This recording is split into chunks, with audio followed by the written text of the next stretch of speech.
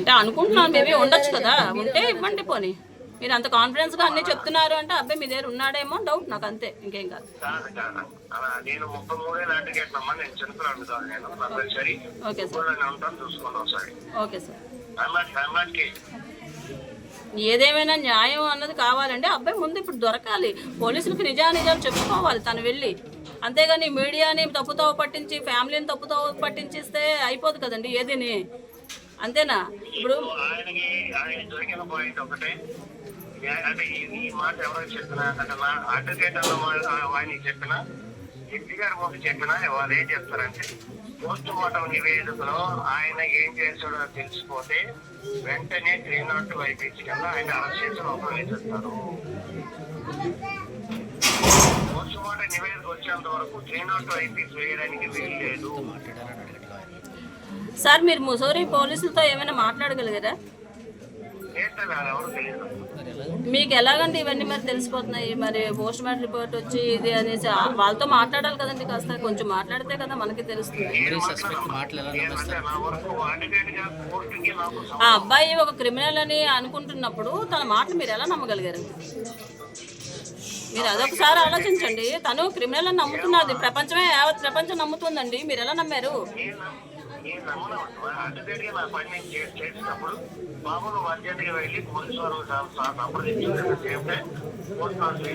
మరి ఎందుకు ఈ రోజు వరకు అబ్బాయి వెళ్ళలేకపోయాడు?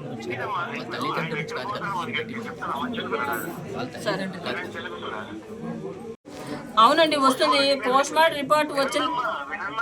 చెప్పండి.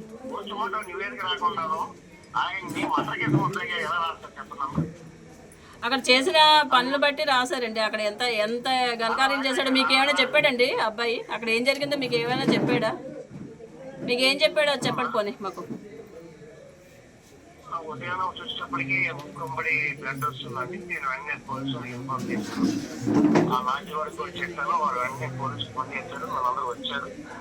అక్కడ నుంచి డెహ్రాడూన్ తీసుకుని వెళ్ళమని చెప్పారు. అక్కడ నుంచి డెహ్రాడూన్ వెళ్ళామండి. అక్కడ పోస్ట్ మార్టం చేశారు, నేను ఉన్నాను. పోస్ట్ మార్టం అంతా అయిపోయిన తర్వాత వీళ్ళందరూ టికెట్లు నేను కొన్నాను మా అత్తగారికి మామగారికి. వాళ్ళు విశాఖపట్నం నుంచి అక్కడికి వచ్చారు. మేము అందరం కలిసి ఆ అమ్మాయిని తీసుకుని బాడీని తీసుకొచ్చాము విశాఖపట్నం. కర్మకాండం చేసాం సార్. ఇవన్నీ చెప్తూ తర్వాత ఏం జరిగిందంటే ఆ ట్రాక్ వ్యవహారం మీ అత్తగారి గురించి చెప్తున్నారు. టీవీలో నేను కూడా చూసాను. దాన్ని ఏమంటారండి, పెట్టడం నిజమండి. మా అమ్మగారు కూడా నన్ను కొట్టారు. అది జనవరిలో జరిగిందంట. ఈ జనవరిలో ఎప్పుడు జరిగిందంట. ఆ తర్వాత మేము ఇద్దరం బాగా ఉండండి, దాన్ని వెళ్ళాం కదా బయటికి. నాకు నేను కాదనుకుంటే కనుక నేను డైవర్స్ ఇచ్చేస్తాను. ఆవిడ ఇచ్చిపోవడానికి మేము వెళ్ళామండి ఇద్దరం కూడా అని చెప్పారు. ఇది ఆయన చెప్పింది కరెక్టే సార్. నేను ఒక దీనిగా అడుగుతున్నాను. ఇప్పుడు పేరెంట్స్ వచ్చే వరకు అక్కడ పోస్ట్ మార్టంకి ఎలా తీసుకెళ్ళిపోతారండి? ఫస్ట్ పాయింట్, ఆ అబ్బాయి ఎక్కడ పడుకున్నది, అమ్మాయి ఎందుకు కిందకి పడిపోయింది? సెకండ్, నాకు కావాల్సిన ఇలాంటివన్నిటికీ కొన్ని చాలా ఉన్నాయండి. అమ్మాయి ఎలా కింద పడింది? అమ్మాయి ఏం సన్నంగా లేదా, చిన్నపిల్ల ఏం కాదు తోసేస్తే పడిపోవడానికి. ఆ అబ్బాయి ఎటువైపు పడుకుంది, ఆ అమ్మాయి ఎటువైపు పడుకుంది, ఎటువైపు బెడ్ మీద మరకలు ఉన్నాయి, ఎటువైపు పడింది అమ్మాయి? ఈ అబ్బాయి ఏం చేస్తున్నాడు? ఏమి కనిపించకుండా కప్పడానికి CPR ఎప్పుడు చేయాలండి? ఆ అబ్బాయి చనిపోయే ముందు తను నాకు తెలియలేదు పడిపోయింది కిందకి అని మాకు చెప్పుకొచ్చాడు.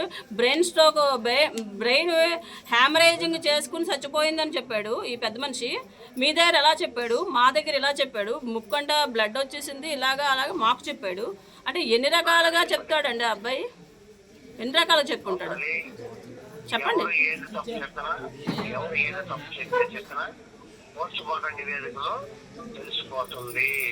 అంటే పోస్ట్ మార్టం నివేదికలో తెలిసిపోతుంది అని అంత కాన్ఫిడెన్స్ తో ఉన్నాడు అంటే అక్కడ ఏం జరిగి ఉంటుందో అన్నది కూడా మనకు తెలియాలి కదండి. అంత దీనిగా ఆ అబ్బాయి అదే భీష్మించి కూర్చున్నాడు అంటే ఎలా, అది ఎలాగా? మీ శ్రీచరణ్ మీ దగ్గర ఉంటే ఒకసారి ఫోన్ కూడా ఇవ్వండి. శ్రీచరణ్ గారు ఉంటే ఇవ్వండి, అబ్బాయికి ఇవ్వండి. అబ్బాయి మాట్లాడితే కదా తెలుస్తుంది మనకి. శ్రీచరణ్ ఇవ్వండి ఒకసారి. లొంగాలండి, లొంగిపోయిన తర్వాత న్యాయం ఎలాగా జరుగుతుంది. ముందుగా మీరు ఆ న్యాయాన్ని కప్పుచాలని చూడకండి దయచేసి. ముందు ఎక్కడున్నాడో ముందు దొరకాలి, ఇదే నా కోరిక. మేము అనుకుంటున్నది ఇదే. మీడియా అందరూ ఇదే ఆలోచిస్తున్నారు. ఈ తల్లిదండ్రులను ఇక్కడ వదిలేశాడు, మమ్మల్ని కూడా తల్లిదండ్రులు చూసుకుంటా అని చెప్పిన పెద్ద మనిషి ఎక్కడికి వెళ్ళాడు? ఇవాళ ముందు గ్రౌండ్లోకి తీసుకురండి, శ్రీచరణ్ తీసుకురండి. తప్పు చేయలేనప్పుడు ఎందుకు పారిపోవాలి? మీరెందుకు మీ సలహా ఎందుకండి వాడికి? ఇప్పుడు అవసరం లేనిది అది. సలహా అన్నది ఎప్పుడు కావాలండి? ఎప్పుడు అవసరం పడుతుందండి? జైలుకి వెళ్ళాక అరెస్ట్ అయ్యాక మనకి సలహా పడుతుంది.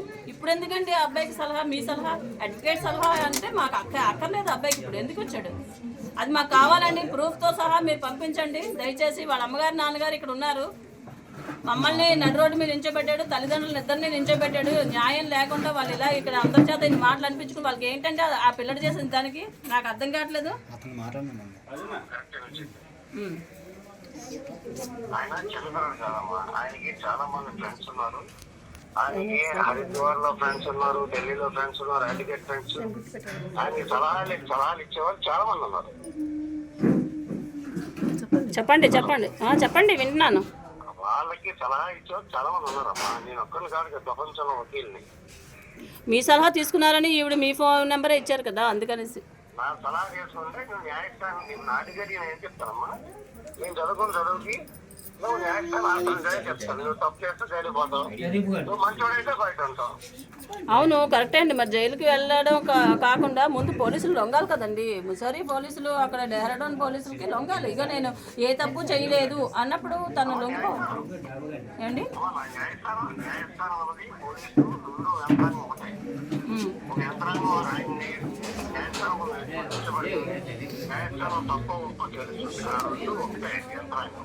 మరి ఈ తల్లిదండ్రులు ఇక్కడ మాకు ఏం చెప్తున్నారంటే 5 రోజుల నుంచి అబ్బాయి అక్కడికే వెళ్ళాడు, ముసలి పోలీసులకి లొంగిపోవడానికే వెళ్ళాడు, అక్కడ కలుస్తాడు అని వెళ్ళారు.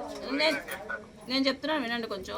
అక్కడికి వెళ్ళి కలుస్తాం పోలీసుల్ని అని చెప్పినప్పుడు అక్కడికి వెళ్ళి ఈ వారం రోజులు మరి ఎక్కడ తిరుగుతున్నాడు, ఎక్కడికి వెళ్ళాడు చెప్పండి. నా అండర్లో ఉన్నటువంటి చెప్తారే నేను విశాఖపట్నంలో అడ్వకేట్. నాకు తెలిసిన సలహా ఏంటంటే నువ్వు తప్పు చేయకపోతే న్యాయస్థానాన్ని ఆశ్రయించుకో. నువ్వు తప్పు చేస్తే జరిగిపోతావు, నువ్వు తప్పు చేయలేదు అనుకుంటే బయట ఉంటావు. అడ్వకేట్గా ఏం చెప్తారా అదే చెప్తాను. మరి ఈ రోజు ఇక్కడ రాలేదు కదండి, అది దానికి న్యాయం ఏం చెప్పగలరు మీరు? అవును తల్లి, ఇప్పుడు నేను నా అండర్లో ఉన్న నా కొడుకు కాదు. మీ అంచనా ప్రకారం ఆ అబ్బాయి ఎక్కడికి వెళ్ళాడు అంటారు? మీ దీనిగా చెప్పండి. ఆయనకి సలహా వాళ్ళ నాన్నగారు కానీ నేను కానీ చెప్పింది ముందు డెహ్రాడూన్ వెళ్ళి అక్కడ వ్యవహారంగా చూడండి. పోలీసు వాళ్ళు చెప్పినట్టుగా మీరు వెళ్ళని కలవండి పోలీసు వాళ్ళు. ఇక్కడ ఒక విషయం చెప్తాను, మీరు బాగా అడిగారు, స్టేటర్లో మాట్లాడుతున్నారు కాబట్టి అలా ఉంటుంది. ఇంకా చూడదని చెప్తాను చెప్పండి. సస్పిషియస్ గా అమ్మ చెప్పారు, ఎవరైనా మీ పైన మా పైన సస్పిషియస్ సర్టిఫికేట్ చెప్పారు. ఆయన చెప్పిపోతే పోస్ట్ మార్టం నివేదిక వచ్చిన తర్వాత దొంగ ఎవరో భయమే తెలుసుకోండి పక్క. అది దేని కానీ మీరు కానీ ఎంత కష్టపడైనా సరే ఇది దేశంలో మొట్టమొదటి కేసు కదమ్మా, అనేక కేసులు ఈరోజు కేసు. ముద్దాయంలో వాడు తప్పనిసరిగా శిక్ష అరువైపోతాడు. అది ఎప్పుడు వస్తుందమ్మా చెప్పండి? పోస్ట్ మార్టం నివేదిక వచ్చిందని చూస్తుంది. అవునా కాదు చెప్పండి. ఎంతసేపు మాట్లాడుతున్నాను. ఢిల్లీలో ఉన్నాడా, పూణేలో ఉన్నాడా, ముసిరిలో ఉన్నాడా?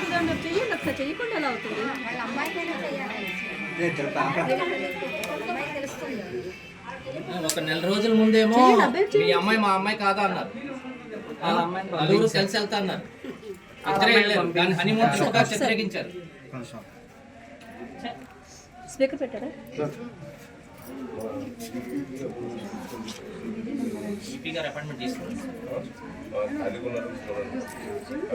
హలో శ్రీ, మీ అత్తగారు వాళ్ళు అందరూ ఉన్నారు, వాళ్ళందరూ నీతో మాట్లాడాలనుకుంటున్నారు.